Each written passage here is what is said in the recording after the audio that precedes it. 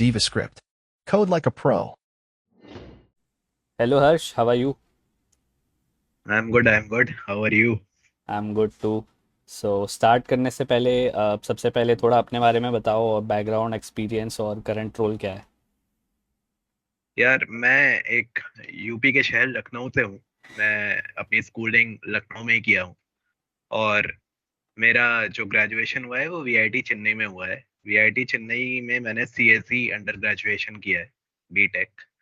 और फिर वहां से मेरा ऑन कैंपस सिलेक्शन हुआ था एनसीआर कॉरपोरेशन में, जो कि एक यूएस बेस्ड कंपनी है, बट वो हैदराबाद में उसका आर एंड डी ऑफिस है इंडिया का। तो मैं वहाँ पे as a DevOps engineer select हुआ था।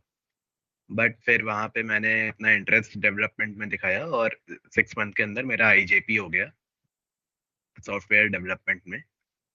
मैं बात करूं अपनी फैमिली की, तो यहाँ पे बस मेरे मम्मी पापा और मेरा एक भाई है जो लखनऊ में रहता है। और अभी मैं स्विगी में एज अ सॉफ्टवेयर डेवलपर टू काम कर रहा हूँ फूड मार्केट प्लेस में। तो स्विगी के 3 वर्टिकल हैं फूड मार्केट प्लेस, अगर समझ में ना आए तो। एक है इंस्टामार्ट, डाइन आउट, और एक फूड जो हम लोग ऑर्डर करते हैं। तो मैं उसमें काम करता हूँ जिसमें हम लोग फूड ऑर्डर करते हैं। तो आप जब एनसीआर कॉरपोरेशन में काम कर रहे थे तो आपको स्विगी की अपॉर्चुनिटी कैसे मिली? आप एक्टिवली न्यू जॉब सर्च कर रहे थे या आपको अचानक अपॉर्चुनिटी मिल गई? तो मुझे एनसीआर में काम करते हुए 3 साल हो गए थे, मैं ग्रोथ को देख रहा था। तो यहाँ पे मैंने लिंक्डइन पे स्विगी की एक जॉब देखी, जॉब ओपनिंग देखी जो कि सॉफ्टवेयर डेवलपर के लिए थी। तो मैंने लिंक्डइन का जो लिंक था वो उनके वेबसाइट पे रिडायरेक्ट करता था। तो मैंने वहां से अप्लाई कर दिया था। बस मतलब ऐसे ही गो गो में अप्लाई किया था। मैंने स्पेसिफिकली स्विगी का सोच के तो अप्लाई नहीं किया था, गो गो में अप्लाई किया था। बट 10 दिन बाद मेरे पास एचआर का कॉल आया कि आपका इंटरव्यू शेड्यूल करना है। और फिर वहां से प्रोसेस हुआ और 1 महीने बाद मेरे पास ऑफर लेटर आ गया था। तो ये जो आपको ऑफर लेटर आ गया, अपॉर्चुनिटी मिली, तो कुछ इंटरव्यू प्रोसेस कैसा था? ओवरऑल कितने राउंड्स थे, कुछ बताना चाहेंगे? हाँ हाँ। तो ओवरऑल मेरे 5 राउंड हुए थे। तो पहला राउंड तो टेलीफोनिक राउंड था जिसमें एचआर कॉल करके पूछी थी हैं कि हम लोग कब अवेलेबल है इंटरव्यू के लिए और क्यों स्विच करना चाह रहे हैं। फिर सेकंड राउंड मेरा एक पीएसडीएस, प्रॉब्लम सॉल्विंग डेटा स्ट्रक्चर का राउंड था जो कि डीएसए बेस्ड था कम्प्लीटली। थर्ड राउंड मेरा सिस्टम डिजाइन के ऊपर था जो कि लो लेवल डिजाइन पे था। फोर्थ राउंड मेरा हाई लेवल डिजाइन का था। और फिफ्थ राउंड फाइनली मेरा मैनेजेरियल राउंड हुआ। इसमें मैं आपको बता देता हूँ मुझसे पूछा क्या क्या गया। अगर आपको ये क्वेश्चन है आगे तो मैं अभी बता देता हूँ। हम्म। उसमें पहले राउंड में मुझसे एरे और ट्री का क्वेश्चन पूछा गया। अच्छा, इसके सबसे पहले एक ऑनलाइन असेसमेंट भी हुआ था जो एचआर की कॉल के बाद आया था। तो उसमें मुझे प्रोग्राम लिखना था जहाँ की मैं एक थर्ड पार्टी की एपीआई कॉल करूँ, उससे जो रिस्पॉन्स आ रहा है उसको एक स्ट्रक्चर में प्रेजेंट करूँ और आउटपुट प्रिंट करूँ। तो ये ऑनलाइन असेसमेंट में क्वेश्चन आया था जो कि लीड कोड पे मीडियम टू हार्ड लेवल का ये क्वेश्चन है। उसके बाद मेरा पीएचडीएस राउंड शुरू हुआ था। पीएचडीएस राउंड में उन्होंने मुझसे एक ट्री का क्वेश्चन पूछा था और एक डीएफएस का क्वेश्चन पूछा था। दो ही क्वेश्चन पूछे थे, दोनों एक मीडियम एक हार्ड लेवल का क्वेश्चन था। लीड कोड पे तो मुझे वो क्वेश्चंस नहीं मिले। मगर वो ऑनलाइन अवेलेबल है, मैं आपको दे दूंगा, आप अपने डिस्क्रिप्शन में डाल देना जो भी क्वेश्चन मुझसे पूछा गया था। सेकेंड राउंड में सिस्टम डिजाइन में मुझसे दो क्वेश्चन पूछे गए थे बेसिकली लो लेवल में। एक था कि मेट्रो स्टेशन डिजाइन करो कि लोग आ रहे हैं और फिर जा रहे हैं, उसके बीच में लोग के ट्रेन मतलब मेट्रो को ऑन बोर्ड करने से ऑफ बोर्ड करने तक क्या क्या प्रोसेस बीच में होगा, वो सब टिकट से लेके फुटफॉल जो भी हो रहा है, टिकट स्कैनिंग जो भी हो रही है वो सब। हम्म। और था कि एक वेंडिंग मशीन डिजाइन कर दूं। उन्होंने दो ऑप्शन दिए थे, वेंडिंग मशीन और स्प्लिट वाइज के बीच में, तो मैंने स्प्लिट वाइज चुना था। ओके। स्प्लिट वाइज भी डिजाइन करने बोला था। फिर हाई लेवल डिजाइन में मुझसे जो क्वेश्चन लो लेवल डिजाइन में पूछा गया था उसमें से एक का स्प्लिट वाइज का हाई लेवल डिजाइन हुआ। मैनेजेरियल राउंड में बिहेवियरल क्वेश्चन हुए और तो ज्यादा कुछ नहीं। ओके। तो इन सारे राउंड्स में से आपको कौन सा राउंड एकदम टफ लगा, सबसे टफ राउंड जो आपको ऐसा लगा कि ये बहुत टफ था? यार टू बी वेरी ऑनेस्ट, मैंने नहीं सोचा था कि ये लोग सिस्टम डिजाइन का राउंड भी रखेंगे। मैंने पढ़ा तो था मगर मैंने सोचा नहीं था कि ये लोग सिस्टम डिजाइन में लो लेवल डिजाइन भी पूछ लेंगे। हम्म। तो वो एज अ सरप्राइज आया मेरे लिए। हम्म। मुझे 3 दिन पहले पता चला कि ये लो लेवल डिजाइन का इंटरव्यू है। ओके। तो उसको मैंने 3 दिन में प्रिपेयर किया। उससे पहले मैंने लो लेवल डिजाइन के बारे में कुछ ऐसा पढ़ा नहीं था, वो मेरी भी गलती थी। मैंने देखा नहीं ऑनलाइन कि क्या क्या क्वेश्चन एक्सपेक्टेड होते हैं एसजी टू से। मगर ठीक है। तो उसमें वही राउंड सबसे टफ था क्योंकि उसमें मुझे पता ही नहीं था कि क्या करना है, मगर वो निकल गया। उसमें मुझे ऐसा भी लगा था कि शायद इसमें ना भी हो, लो लेवल डिजाइन में, बट मैं कन्विंस करने में इंटरव्यूअर को सही था और वो निकल गया। तो ये जो आप बोल रहे हो 3 दिन में आपने प्रिपेयर किया, उन 3 दिनों में आपने कैसे प्रिपेयर किया? यार, टारगेट स्टडी की, इधर उधर भागा नहीं। इंटरनेट पे, यूट्यूब पे सब फ्री में अवेलेबल है। ऐसा आप भी एक अच्छा काम कर रहे हो, जो फ्री में आप नॉलेज दे रहे हो वो अच्छी बात है। लोगों को लगता है कि लिंक्डइन लर्निंग और यूडेमी से ही नॉलेज मिलती है, ऐसा नहीं है। यूट्यूब में सब फ्री में अवेलेबल है। तो उसमें क्या है कि बस उनकी वेबसाइट खोली स्विगी की, उसमें इंटरव्यू क्रॉनिकल थे, वो देखे। SG2 के लिए क्या क्या क्वेश्चंस पूछे गए थे पास्ट में, वो देखे। और लो लेवल डिजाइनिंग होता क्या है कि वो कोडिंग ही होती है, बस उसको जो ऊप्स कॉन्सेप्ट हैं उनमें लाना होता है कि इसको रीयूज कैसे कर सकते हैं, इससे पॉलीमॉर्फिज्म कहाँ लगा सकते हैं, इसमें एब्स्ट्रैक्शन कहाँ लगा सकते हैं। तो वो सब समझना था, तो 3 दिन में तो हो गया था। मतलब थोड़ा जितना मैंने प्रिपेयर किया था ठीक ही था। मैं ज्यादा अच्छा तो नहीं बोलूंगा, मगर हाँ, कन्विंस करने में मैं सही रह गया तो आप इंटरव्यूअर एक को। एग्जांपल बता सकते हैं कि उस राउंड में आपको कौन सा क्वेश्चन पूछा गया था और उसका आंसर आपने कैसे अप्रोच किया? हाँ ठीक है। तो उसमें मुझसे पूछा गया था कि चलो एक स्प्लिट वाइज एप्लीकेशन डिजाइन कर दो। 5 लोग हैं, एक ने पेमेंट कर दिया, दूसरे ने थोड़ा सा पेमेंट किया, एक ने एक भी पेमेंट नहीं किया। ऐसे करके 5 सिनेरियो दिए गए थे और बोला गया था कि इसमें API डिजाइन कर दो।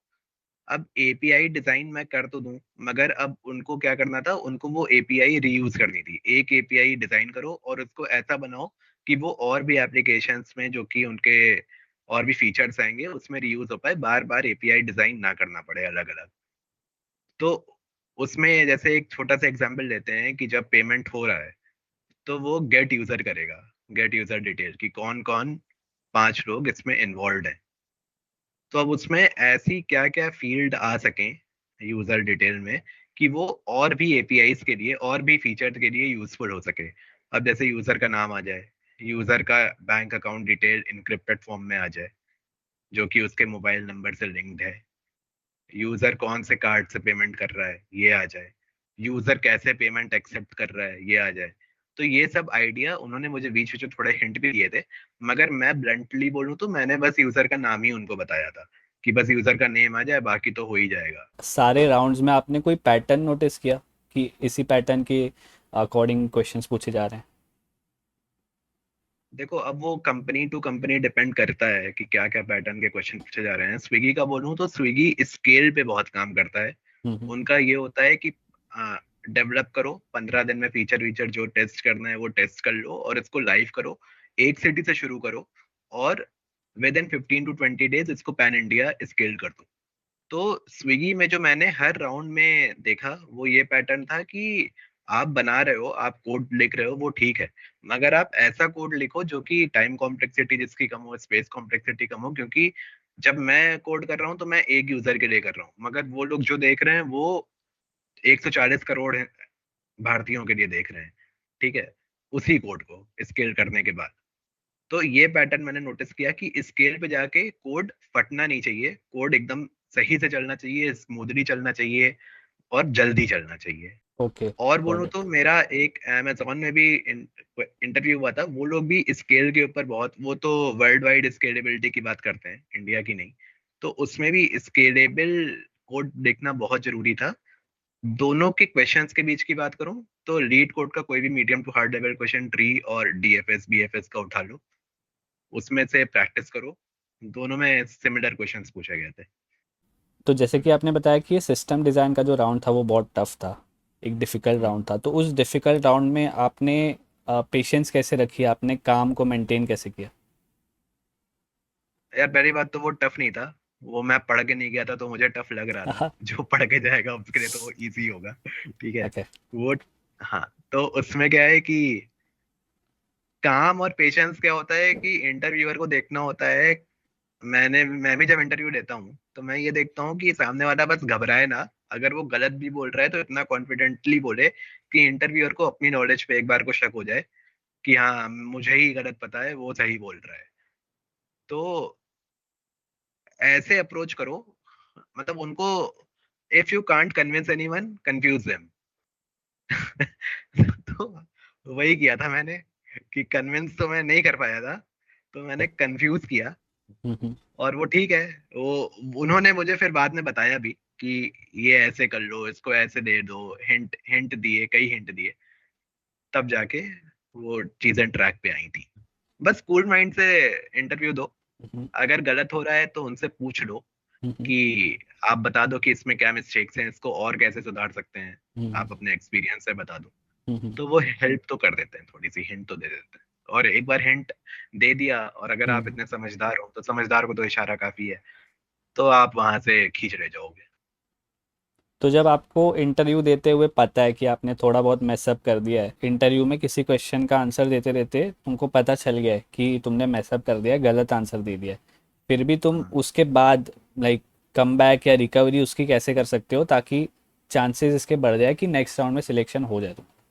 तो उसमें क्या है कि अगर मुझे पता है कि मैंने गलत आंसर दिया है, तो आप इंटरव्यूअर को ये बोल सकते हो कि I have a second approach, let's discuss on that. अगर आपको आता है तो। हम्म। अगर नहीं आता है तो उनके इनपुट का वेट करो। हम्म। वो आपको जरूर कुछ ना कुछ हिंट देंगे, जिससे हम्म। आपको सेकंड अप्रोच के बारे में भी पता चलेगा और आप ऑन स्पॉट सोच के आंसर दे पाओगे। इंटरव्यू में क्या क्वेश्चन आने वाला है वो पहले से किसी को नहीं पता रहता, तो हम्म। ऑन स्पॉट सोच के ही आंसर देना होता है। अगर आपको पता चल गया है कि आपने गलत दिया है और इसका ये सही अप्रोच है, तो आप उनको बोल दो कि excuse me, I have a second approach, उस पर डिस्कस कर लेते हैं। हम्म। वो थोड़ा स्केलेबल है, थोड़ा फास्ट है, हम्म। तो वो सुनेंगे। और अगर उनको सही लगेगा तो उसी अप्रोच पे वो आगे डिस्कशन करेंगे। और कोशिश करो कि आगे आने वाले क्वेश्चंस पे सोच समझ के बोलो। जैसे एक बात को फगअप हो गया वो ठीक है, मगर आगे आने वाले क्वेश्चंस पे सोचो पहले कि क्या होता है। वो सोचने का भी टाइम देते हैं, 10-15 मिनट देते हैं। तो सोचो पहले कि कैसे कर सकते हैं, सारी अप्रोच अपने माइंड में ही ले लो, और फिर उसमें से बेस्ट अप्रोच उनको बता दो। तो सोचना ज़रूरी है, वो उनके लिए ये इम्पोर्टेंट नहीं है कि आप तुरंत आंसर दे रहे हो या नहीं दे रहे। हाँ, ये किसी करेक्ट के लिए आंसर देना इम्पोर्टेंट। है, सोच सकते हो आप, लेकिन सोचने के बाद करेक्ट आंसर। हाँ, अब देखो उसमें क्या है कि भगवान ने दो कान दिए हैं, दो आंखें दी हैं, एक दिमाग और एक मुंह दिया है ना। तो कान से बात दिमाग में जाके फिर मुंह से निकालनी चाहिए। तो वो फॉलो होना चाहिए, इंटरव्यू में भी वो फॉलो होना चाहिए। तो पहले सोच लो कि क्या उसका आंसर हो सकता है। टाइम ले लो, ऐसा नहीं है कि 1 घंटे का इंटरव्यू है तो 1 घंटे में वो तुमसे पूरी एप्लीकेशन बनवा देंगे। ऐसा नहीं होता। उसमें एप्लीकेशन तो नहीं बनवाएंगे, मगर कोड को कितना 100% एक्यूरेसी के पास तुम ले जा सकते हो वो जरूर देख लेंगे। अगर 70-80% तक ले जा पा रहे हो तो तुम हो जाएगा। तो उसमें तो कोई प्रॉब्लम ही नहीं है, तो सोच के बोलो, कोई जल्दी नहीं है बोलने की। और कभी कभी इंटरव्यूअर भी परफेक्ट नहीं होता, उनको आप कन्विंस कर सकते हो कि आप जो बता रहे हो वो सही है। हाँ, कभी कभी इंटरव्यूअर भी परफेक्ट नहीं होते। करेक्ट है। उसको तुम कन्विंस कर दिए कि ऐसा हो सकता है ना, वो भी तो इंसान ही है। तो हो सकता है उनके में जो अप्रोच हो और जो तुम अप्रोच सोच रहे हो वो थोड़ी सी बेटर हो तुम्हारी वाली, तो तुम उनको बेटर अप्रोच बताओगे तो वो डेफिनेटली तुम्हें अप्रिशिएट करेंगे उसके लिए। Got it. तो आपने मेंशन किया था कि आपको 3 साल हो गए थे एनसीआर कॉरपोरेशन में, और एक टाइम आया जब आपने सोचा कि अब आपको नई जॉब ढूंढनी है। तो वो हम्म। क्या रूटीन रहता था उस टाइम पे आपका? हर रोज़ आप क्या करते थे? डेली स्ट्रैटेजी क्या रहती थी आपकी? देखो, मेरे माइंड में एक बात क्लियर थी कि मैं डेवलपमेंट में ही जाऊंगा और प्रोडक्ट बेस्ड कंपनी में ही जाऊंगा। तो अगर डेवलपमेंट में प्रोडक्ट बेस्ड कंपनी में जाना है तो डीएसए को तो नहीं छोड़ सकते। डीएसए तो रेगुलरली प्रैक्टिस करना ही पड़ेगा। उसके लिए बहुत सी ऑनलाइन वेबसाइट है, मैं लीड कोड प्रेफर करता हूँ। कई लोग हैकर रैंक भी है, नीट कोड भी है, कई है। तो मैं लीड कोड पे क्वेश्चंस रेगुलरली लगाता था। और मैंने जो सीरियस प्रिपरेशन शुरू की थी वो 3 महीने पहले शुरू की थी, जब मैंने सोचा था कि हाँ, आज से 3 महीने बाद मेरी जॉब चेंज होनी चाहिए। तो 3 महीने पहले से मैंने सीरियस प्रिपरेशन शुरू कर दी थी। उस समय मैं लीड कोड के ही क्वेश्चंस लगाता था, उसके डिस्कशन देखता था, जो क्वेश्चन नहीं आता था कि इसको और अच्छे से कैसे कर सकते हैं। मान लो मैंने कोई क्वेश्चन कर भी दिया और वो पहली बार दूसरी बार में चल भी गया, तो उसके मैं और बेटर अप्रोच देखता था कि इसको और टाइम कॉम्प्लेक्सिटी कम करके, स्पेस कॉम्प्लेक्सिटी कम करके कैसे एग्जीक्यूट किया जा सकता है। और वहां से सीखा। तो गलती करके ही सीखा, परफेक्ट नहीं था। तो डेली आप कितना टाइम देते थे पढ़ाई के लिए? यार देखो, इसमें कंसिस्टेंट रहना बहुत जरूरी है। इसमें ये मैटर नहीं करता कि डेली कितने क्वेश्चंस लग रहे हैं। डेली कंसिस्टेंसी से काम करो। 1 घंटा भी डेली दे रहे हो तो काफी है, बट डेली दो। ऐसा नहीं कि 10 दिन नहीं पढ़े फिर 11वें दिन 11 घंटा बैठ के पढ़ लिए, तो उससे नहीं होगा। डेली 1-1 घंटा पढ़ो, हो जाएगा। और आपको SD2 के रोल के लिए सिलेक्ट किया गया, राइट? राइट। तो क्या आपको SD1 और SD2 के रिलेटेड इंटरव्यू क्वेश्चंस में कोई फ़र्क लगता है, अगर आपने SD1 का कभी इंटरव्यू दिया हो, और SD2 के इंटरव्यू क्वेश्चंस में आपको क्या फ़र्क लगता है? यार मैंने SG1 का इंटरव्यू तो नहीं दिया, मैंने इंटर्न का दिया था। और फिर मैंने SG2 का दिया। इंटर्न से SG1 में कन्वर्ट हो गया था अपनी पुरानी कंपनी में ही इंटरनली, तो उसमें तो इंटरव्यू नहीं हुआ। मगर हाँ, जो मैं SG1 के इंटरव्यू देता हूँ और जो हम लोगों को गाइडलाइंस मिलती हैं, उससे मैं बता सकता हूँ कि क्या फर्क है। SG1 को गलती करना थोड़ा सा ज्यादा अलाउड है, कि वो थोड़ा सा ज्यादा गलती कर सकते हैं, उनको थोड़ा सा ज्यादा हम लोग हिंट भी दे देते हैं। वो क्योंकि वो अभी लर्निंग फेज में है, अपना कॉन्सेप्ट बिल्डिंग फेज में है, तो उनसे एक्सपेक्टेड है कि वो सही चीज अभी 100% नहीं करेंगे। ऐसा हम्म। नहीं है कि नहीं कर सकते, करते हैं। SG1 भी अच्छे होते हैं, कई SG1 तो SG2 से अच्छे होते हैं, मगर उनसे एक्सपेक्टेशन यही होती है। SG2 on the other hand, उनसे एक्सपेक्टेशन होती है कि वो लीड करेंगे, वो HLD LLD बना देंगे, वो सॉल्यूशनिंग कर देंगे, और SG1 को गाइड करेंगे कि कैसे करना है, क्या करना है। हम्म। उनसे एक्सपेक्टेशन ये होती है कि वो सिस्टम में आते ही, जैसे स्विगी में आते ही, अगर फॉर एग्जांपल स्विगी ले लो, आते ही वो कोड वोड देख के समझ जाएंगे कि कहाँ से क्या डेटा फ्लो हो रहा है, कैसे हो रहा है। हम्म। तो ये एक्सपेक्टेशन SG2 से है। On the other hand SG1 को KTs के थ्रू समझाना पड़ता है कि ये देखो यहाँ से डेटा ऐसे फ्लो हो रहा ओके। है। ऐसा नहीं है कि SG2 को KT नहीं लगती, हम लोग, मुझे भी KT मिली थी, मगर मुझे ऐसा था कि तुम KT देखो और समझ जाओ कि क्या हो रहा है। On the other hand spoon SG1 feeding नहीं को की जाएगी? स्पून फीडिंग नहीं की जाएगी। स्पून फीडिंग, हाँ, करेक्ट टर्म तो यही है कि स्पून फीडिंग नहीं की जाएगी। ओके। सो आपने SD2 का इंटरव्यू दिया स्विगी में, तो आपके तरह ही हम्म। बहुत लोगों ने दिया होगा। हम्म। स्विगी ने तो बहुत लोगों को इंटरव्यू किया होगा, फिर ही एक परफेक्ट कैंडिडेट को सिलेक्ट किया होगा। तो आपको क्या लगता है कि कैसे आपने स्टैंड आउट किया कंपेयर टू अदर कैंडिडेट्स? यार देखो, मेरा जब DSA का राउंड हुआ था ना, तो इंटरव्यूअर ने मुझसे एक बात बोली थी कि मुझे लग रहा है कि मैंने तुमको क्वेश्चंस पहले आउट कर दिए हैं और तुम ये राउंड दे रहे हो। मतलब तो इतना इंटरव्यूअर परफेक्ट ने, इंटरव्यू दिया आपने? हाँ, DSA का राउंड मेरा बहुत अच्छा गया था, टू बी वेरी ऑनेस्ट। मैं 1 घंटे का राउंड था, मैं 40-45 मिनट में दोनों क्वेश्चन करके बैठा था। और फिर उसके बाद हम लोग ने थोड़ी सी सिस्टम डिजाइन की भी बात इंटरव्यू DSA में कर ली। मुझे वो अनएक्सपेक्टेड था, तो उसी में मुझे पता चला कि मेरा सिस्टम डिजाइन अच्छा नहीं है। मुझे ऐसा फीडबैक मिला इंटरव्यू में ही कि you should work on your system design. DSA का राउंड था, तो उसने सिस्टम डिजाइन पे शायद इवेल्युएट किया हो ना किया हो, मुझे पता नहीं। अगला राउंड मेरा सिस्टम डिजाइन का था, तो हम्म। मैं उसी दिन से सिस्टम डिजाइन की पढ़ाई करने लगा। तो अगर एक पहला, first impression is the last impression, ऐसा है ना, कि हम्म। अगर पहला तुमने किक करके गोल मार दिया है बॉल को, तो एक्सपेक्टेशन यही हो जाती है कि तुम सेकंड भी गोल मारोगे। हम्म। तो ऐसा है, DSA का राउंड अगर अच्छा चला गया है तो ठीक है, सिस्टम डिजाइन में अगर थोड़ा लो हो भी गया तो एवरेज सही रह जाता है। तो हम्म। ठीक है। तो तो यही स्टैंड हुआ आउट था। आपका ये था कि DSA आपका बहुत अच्छा था, और DSA के राउंड में ही इंटरव्यूअर को ये पता चल गया कि बहुत अच्छा स्ट्रांग होल्ड है आपका DSA में। हाँ, DSA मेरा अच्छा हुआ था यार। ठीक है, समझ गया। तो लास्ट में मैं बस यही पूछना चाहूँगा कि और भी लोग जो आपकी तरह प्रोडक्ट कंपनीज़ में स्विच करने की ट्राई कर रहे हैं, और उनको भी ऐसी कंपनीज़ में अगर जॉब चाहिए जो कंपनीज़ हमेशा स्केल के बारे में सोचती है, एंटरप्राइज हम्म। कंपनीज़ हम्म। जो बहुत ही लार्ज डेटाबेस ऑफ यूज़र्स को अपना ऐप दिखाती हैं, जैसे कि आपने बोला कि स्विगी जो है 140 करोड़ यूज़र्स के आगे एक्सपोज होता है। तो हम्म। ऐसी और भी प्रोडक्ट कंपनीज जिनमें लोग जाना चाहते हैं, उनको अगर इंटरव्यू के लिए प्रिपरेशन करना है, तो उनको आप कुछ एडवाइस देना चाहेंगे? हाँ यार, प्रोडक्ट कंपनीज में क्या है कि वही मैंने बोला ना, DSA, स्ट्रांग होल्ड रखो DSA पे। प्रोडक्ट कंपनीज को DSA बहुत पसंद है। वो खरीद लेंगी डीएसए अगर आता होगा तो तुम्हें खरीद लेंगी। और सेकंड है, सिस्टम डिजाइन पे थोड़ा बहुत काम कर लो, हो जाएगा। कंसिस्टेंट रहो, डेली प्रैक्टिस करो। ये नहीं कि आज दिवाली है तो कल होली है तो आज क्यों पढ़ना है, ऐसा नहीं होता। मैंने दिवाली वाले दिन भी क्वेश्चंस लगाए हैं, इस जो दिवाली अभी बीती है उसमें भी मैंने क्वेश्चंस लगाए हैं। तो अब देखो, अगर तुम जा रहे हो और तुम वैल्यू ऐड नहीं कर रहे, तो कंपनी तुम्हें क्यों रखेगी? वो एक और बंदा ढूंढेगी जो वैल्यू ऐड कर रहा होगा, तुमसे 1% भी ज्यादा कर रहा होगा, वो उसको ले आएगी और तुम्हें बाहर फेंक देगी।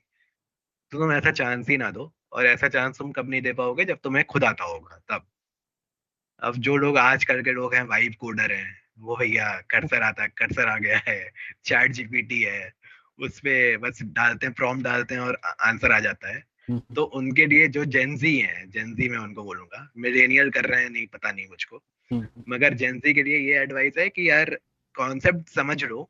कोडिंग एआई के थ्रू करने में कोई प्रॉब्लम नहीं है, मगर एआई क्या कर रहा है ये समझ जाओ, हम्म, ताकि तुम एआई को बता सको कि वो गलत है कि सही नहीं है, वो गलत है कि सही है। एआई के नीचे भी लिखा हुआ आता है कि दिस हाँ, is not 100% correct, please check AI can make कि क्या हो मिस्टेक्स। रहा है। हाँ, एआई कैन मेक मिस्टेक्स, ऐसा कुछ लिख के आता है। तो आपके तो खुद के पास भी प्रॉब्लम सॉल्विंग माइंडसेट होना बहुत ज़रूरी है। सही है, हाँ, खुद के पास भी होना बहुत जरूरी है, ताकि तुम एआई को गाइड तो कर पाओ कि क्या हम्म, करना है।